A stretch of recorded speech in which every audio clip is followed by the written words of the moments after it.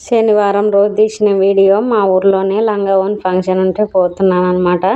ఊర్లోనే కదా అట్ట పోయి అట్ట రావచ్చని ఎక్కువ వీడియో తీయలే. అందరిని ఇబ్బంది పెట్టే రకాన్ని కాదు కదా నేను, అందుకని ఎక్కువ తీయలేదు. అమ్మాయిని కూడా చూపలేదు.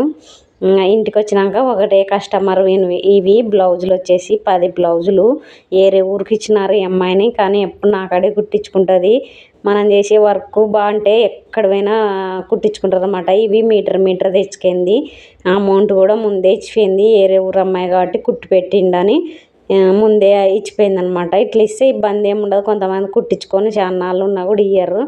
నా కష్టార్జితం అని చూపిస్తున్నా అనమాట. ఏదైనా రూపాయి సంపాదించినా మనం చేసినది మన కష్టార్జితమే.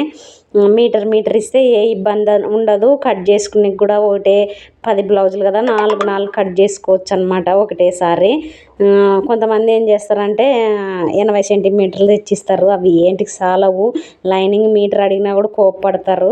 ఇట్లా మీటర్ తెచ్చిచ్చినారంటే బాగా కుట్టొచ్చు. టైలర్ గురించి ఆలోచన